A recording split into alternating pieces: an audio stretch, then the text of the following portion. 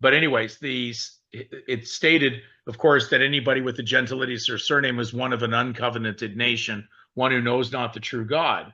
But then when you look at surname, right? And this is in his 1828. So this is where you need the tools at times. So it's a little quicker sometimes having the books in front of you, but you can actually get these dictionaries still online. Surname, an additional name, a name or appellation added to the baptismal or Christian name.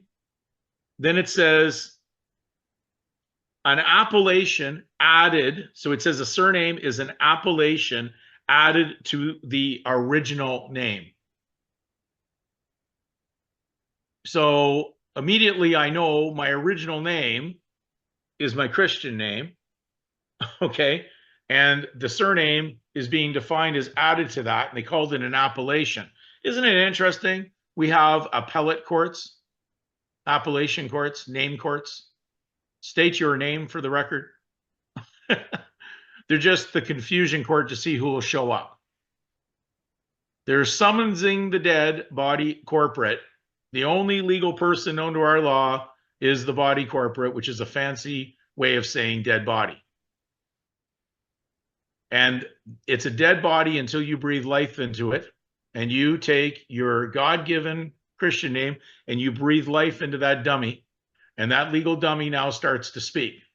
On its own, it can't speak, but you're speaking for it because now you're the ventriloquist for the state puppet. Very, very simple imprinting on the mind.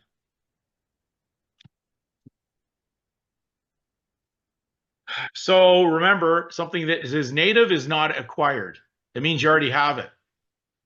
Now, I'm going to tell you why you already had the name, because it said in Scripture that God knew who you were before you even came into existence. So he knew who you were beforehand. So maybe the forename is really a beforehand name, because before you could write it down, your parents could put it on paper, they would have had to known it beforehand. Making sense? They'd have to know what that was before they put it to hand. So that's a beforehand name. The surname, oh no, that was already expected. You were unforeseen, because that's an act of God. An act of God is an unforeseen occurrence. In the legal world, they say when something natural comes in, an act of God comes in, well, truth and knowledge is an act of God. Because if you're seeking knowledge and truth, you're having a spiritual God event going on right now inside you. And it's having a real bad day against the legal side, because the legal side's going to get wiped out. It's going to have an act of God event worse than a tornado.